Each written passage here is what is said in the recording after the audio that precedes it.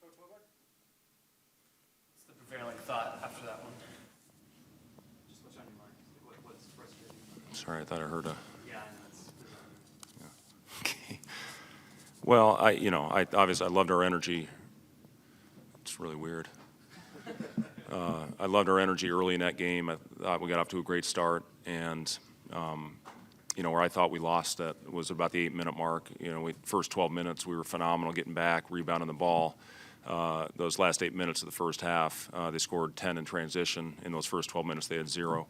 And that was the game tonight, getting back in defensive transition and rebounding. And, I thought we were terrific early rebounding the ball, and that got us out in transition, and we were making the extra pass, and the ball was moving. And our offense for those first 10, 12 minutes was as good as it's been all year. And, the second half, defensive energy really picked up to get us back into the game, cut the thing to 8. And then I think we had 5 turnovers in a 6-possession span, and that's uncharacteristic for us. We've done a very good job of taking care of the basketball this year. And when you go down there and you get the stops and you get down out in transition and you don't get a shot up on the glass, that hurts you.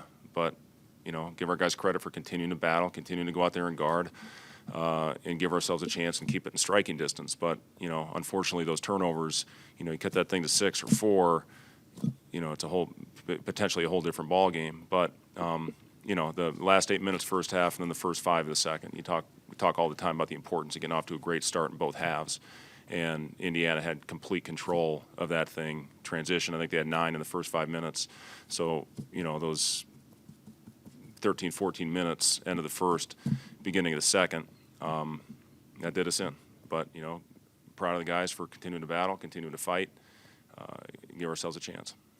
This game kind of emblematic of the whole season, where there are stretches where playing really well on both ends, and then another stretch where you fall behind by 19. Yeah, it is, and I talk all the time. I think every time I sit in here with you guys after a game, I talk about how we have either a lull or we hit adversity, and you go through a 5 or 6 minute stretch. We're just not deep enough, talented enough right now to fight through those stretches.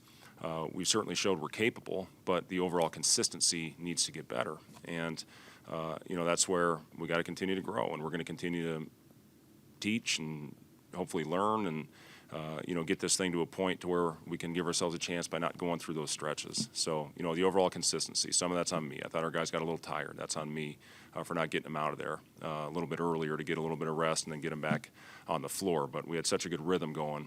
I kept that lineup out there. That was doing a great job. I thought Thor was phenomenal for us all game long. I thought he did a great job battling.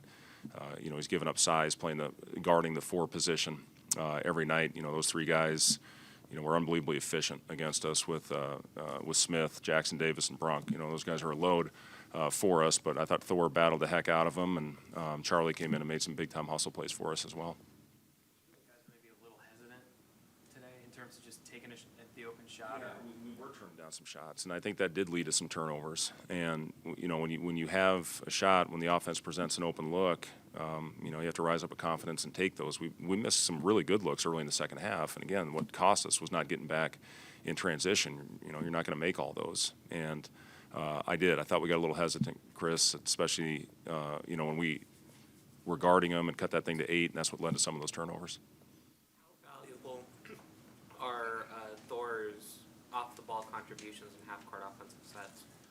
Yeah, he's, again, that's the thing that I love about Thor. It's when I look back to our spring workouts and, this offense with the read and react things that we have within the system, he's as good as we have in that. Delano's probably the other guy that has a great feel, but obviously he can't play this year. So, Thor, he plays very well off of Cam. He cuts well off of him.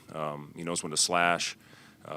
He does a good job slipping out of screens to create open shots, and he's a great cutter to the basket. So I'm really happy for him. I'm happy for Thor because, again, he's an easy guy to cheer for because of how hard he works. I guess keep guys positive, or is that even an issue right now? You played well in the second half, like you mentioned, but you get down. Is that a concern at all? No, it's not. This game had nothing to do with effort. If it was an effort thing where we didn't go out and play hard enough, that's when you have problems. But our guys went out and I thought competed at a high level. Give Indiana credit. Those guys came in here and, had that stretch where we just couldn't recover. We just couldn't recover from. But yeah, our guys, you know, when we step on the floor, I do think they're doing a good job competing. They're coming to practice with a great work ethic. You know, they're trying to learn in film sessions.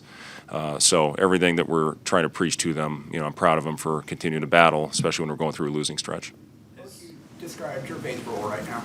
Yeah, you know, Gervais, I thought, did a good job for us. He was part of that group that I thought was defending at a high level out there, and, you know, had a really nice transition basket for us. You know, just talked to him about continuing to be ready and going out and making a positive impact when his name's called, and I thought he did that tonight. How much more difficult has finishing at the rim been in the Big Ten with length and physicality? Yeah, and that was another thing in the first half. You know, I thought we did a better job of not going in there and challenging their bigs at the rim, and then we had a couple where we did go in there, and when those shots get blocked and we go down, they have a 5-on-4 advantage, and that's where they got some of those transition baskets.